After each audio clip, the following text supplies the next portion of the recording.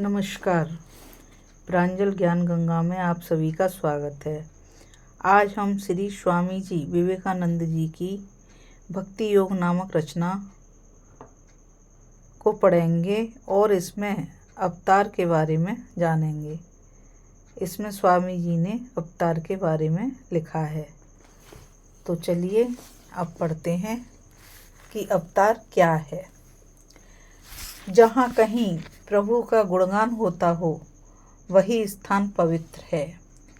तो फिर जो मनुष्य प्रभु का गुणगान करता है वह और भी कितना पवित्र ना होगा। अतएव हमें जितनी भक्ति के साथ जाना चाहिए, अतएव जिनसे हमें आध्यात्मिक शिक्षा प्राप्त होती है उनकी समीप हमें कितनी भक्ति के साथ जाना चाहिए। यह सत्य है कि संसार में ऐसे धर्म गुरुओं की संख्या बहुत थोड़ी है, पर यह बात नहीं कि संसार ऐसे महापुरुषों से कभी शून्य हो जाए। वे तो मानव जीवन उद्यान के सुंदरतम पुष्प हैं और अहेतुक दया सिंधु हैं। भगवान श्री कृष्ण भगवत में कहते हैं, मुझे ही आचार्य जानो। यह संसार ज्यों ही इन आचार्यों से बिल्कुल रहित हो जाता है त्यों ही यह एक भयंकर नरक कुंड बन जाता है और नाश की ओर द्रुत गति से बढ़ने लगता है। साधारण गुरुओं से श्रेष्ठ एक और श्रेणी के गुरु होते हैं और वे हैं इस संसार में ईश्वर के अवतार। वे केवल स्पर्श से यहाँ तक कि इच्छा मात्र से ही आध्यात्मिकता प्रदान कर सकते हैं। उनकी इच्छा से पतित व्यक्ति भी क्षण भर में साधु हो जाता है। वे गुरुओं के भी गुरु हैं, नर देहधारी भगवान हैं। उनके माध्यम बिना हम अन्य किसी भी उपाय से भगवान को नहीं देख सकते। हम उनकी उपासना किए बिना रह ही नहीं सकते और वास्तव में वे ही एकमात्र ऐसे हैं जिनकी उपासना करने के लिए हम बाध्य हैं। इन देहधारी ईश्वरावतारों के माध्यम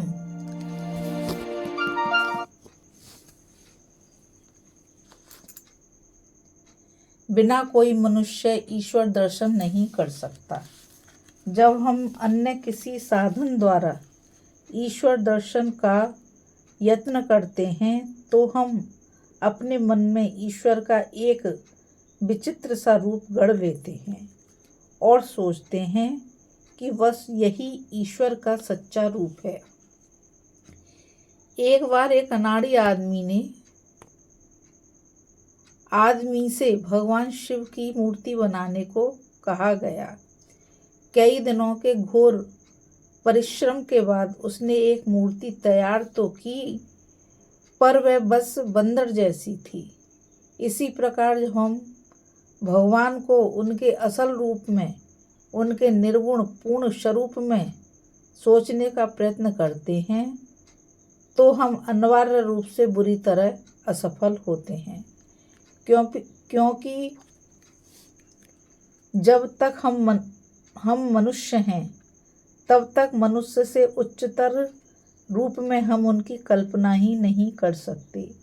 एक समय ऐसा आएगा जब हम अपनी मानवी प्रकृति के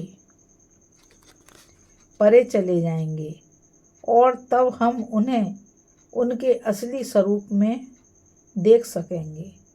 पर जब तक हम मनुष्य हैं तब तक हमें उनकी उपासना मनुष्य में और मनुष्य के रूप में ही करनी होगी।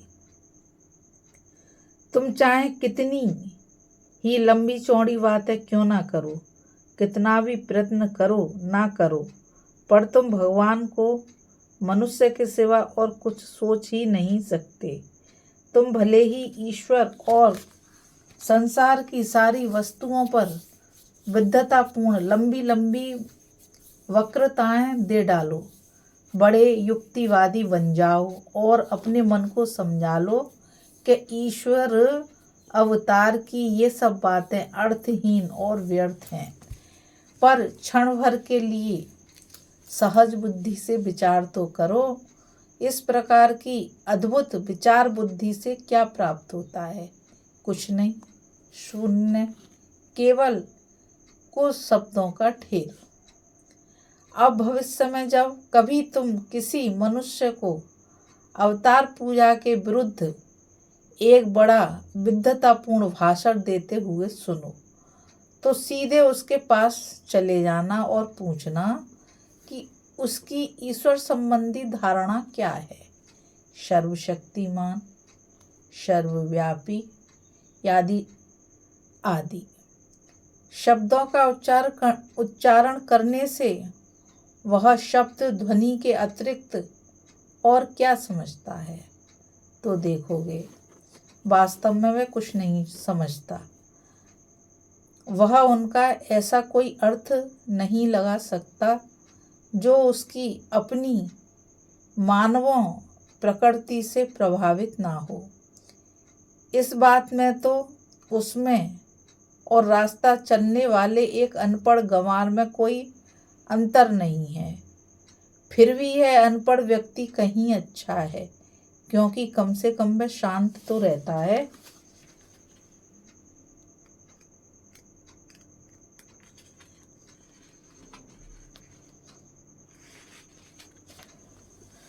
वह संसार की शांति को तो भंग नहीं करता है, पर वह लंबी लंबी बातें करने वाला व्यक्ति मनुष्य जाति में अशांति और दुख पैदा कर देता है। धर्म का अर्थ है प्रत्यक्ष अनुभूति। अतएव इस अनुभूति और थोतीवाद के बीच जो विशेष वेद है उसे हमें अच्छी तरह पकड़ लेना चाहिए। आत्मा के गंभीरतम प्रदेश में हम जो अनुभव करते हैं वही प्रत्यक्ष अनुभूति है। इस संबंध में सहज बुद्धि जितनी असहज दुर्लभ है उतनी और कोई वस्तु नहीं है। हम अपनी वर्तमान प्रकृति से सीमित हो ईश्वर को केवल मनुष्य रूप में ही देख सकते हैं। मान लो भैंसों की इच्छा हुई कि भगवान की उपासना करे, तो ये अपने स्वभाव के अनुसार भगवान को एक बड़े भैंसे के रूप में देखेंगी। यदि एक मछली भगवान की उपासना करना चाहती है तो उसे भगवान को एक बड़ी मछली के रूप में सोचना होगा।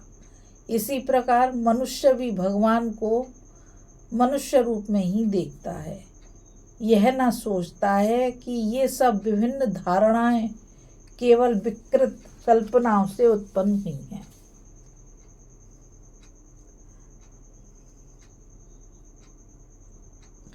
मनुष्य, भैंसा, मछली ये सब मानो भिन्न भिन्न बर्तन हैं और ये सब अपनी अपनी आकृति और जल धारणा शक्ति के अनुसार ईश्वर रूपी समुद्र के पास अपने को भरने के लिए जाते हैं। पानी मनुष्य में मनुष्य का रूप ले लेता है, भैंस में भैंसे का और मछली में मछली का। प्रत्येक बर्तन में वही ईश्वर रूपी समुद्र का जल है। जब मनुष्य ईश्वर को देखता है तो वह उन्हें मनुष्य रूप के अतिरिक्त अन्य किसी रूप में नहीं देख सकता और इसलिए हमें मनुष्य रूप में ही उनकी उपासना करनी पड़ेगी। इसके सिवा अन्य कोई रास्ता नहीं है। दो प्रकार के लोग ईश्वर की मनुष्य रूप में उपासना नहीं करते। एक तो नरपशु जिसे धर्म का कोई ज्ञान नहीं, और दूसरे परमहंस जो मानव जाति की सारी दुर्बलताओं के ऊपर उठ चुके हैं और जो अपनी मानवीय प्रकृति की सीमा के भी उस पार चले गए हैं। उनके लिए सारी प्रकृति आत्मस्वरूप हो गई है। वे ही भगवान को उनके असल स्वरूप में भज सकते हैं। अन्य विषयों के समान यहाँ भी दोनों चरम भाव एक से ही दिखते हैं। अतिशय ज्ञानी और परम ज्ञानी दोनों ही उपासना नहीं करते। नर पशु अज्ञानवश उपासना नहीं करता और जीवन मुक्त ने तो अपनी आत्मा में परमात्मा का प्रत्यक्ष अनुभव कर लिया है। अतः उनके लिए उपासना की फिर आवश्यकता कहाँ। इन दो चरम भावों के बीच में रहने वाला कोई मनुष्य यदि आकर तुमसे कहे कि वह भगवान को मनुष्य रूप में भजने वाला नहीं है तो उस पर दया करना। उसे अधिक क्या कहें, वह बस थोती बकवास करने वाला है। उसका धर्म अविकसित और खोखली बुद्धि वालों के लिए है। भगवान मनुष्य की दुर्बलताओं को समझते हैं और मानवता के कल्याण के लिए नर देह धारण करते हैं। भगवान श्री कृष्ण ने अवतार के संबंध में गीता में कहा है, जब जब धर्म की गिलानी होती है और अधर्म का अभ्युत्थान होता है तब तब मैं अवतार लेता हूँ। साधुओं की रक्षा और दुष्टों के नाश के लिए तथा धर्म की संस्थापना के लिए मैं युग युग में अवतीर्ण होता हूँ। मूर्ख लोग मुझे जगदीश्वर के यथार्थ स्वरूप को न जानने के कारण मुझ नर देहधारी की अवहेलना करते हैं। भगवान श्री कृष्ण कहते थे, जब एक बहुत बड़ी लहर आती है तो छोटे छोटे नाले और गड्ढे अपने आप ही लबालब भर जाते हैं। इसी प्रकार जब एक अवतार जन्म लेता है तो समस्त संसार में आध्यात्मिकता की एक बड़ी बाढ़ आ जाती है और लोग वायु के कण कण में धर्म का अनुभव करने लगते हैं।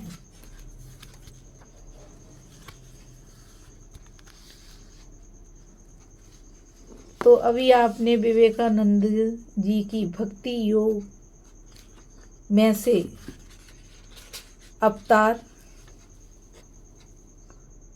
को सुना। अब हम आगे उन्हीं की रचना में से मंत्र को पढ़ेंगे कि मंत्र क्या है। अब इसमें गुरुजी ने क्या बताया है ये तो हम और आप पढ़ के ही जानेंगे। तो अब मैं आपसे यही कहूँगी कि ये गुरुजी की जो अनुपम रचना है वो अधिक से अधिक लोगों तक पहुँचे और अधिक से अधिक लोग इन सब चीज़ों के बारे में जानें और इस ज्ञान को प्राप्त करें। तो आप इस चैनल को लाइक शेयर और सब्सक्राइब करिए ताकि ये अनमोल शब्द अधिक से अधिक लोगों तक पहुंच सकें। राधे राधे, जय श्री कृष्णा, नमस्कार।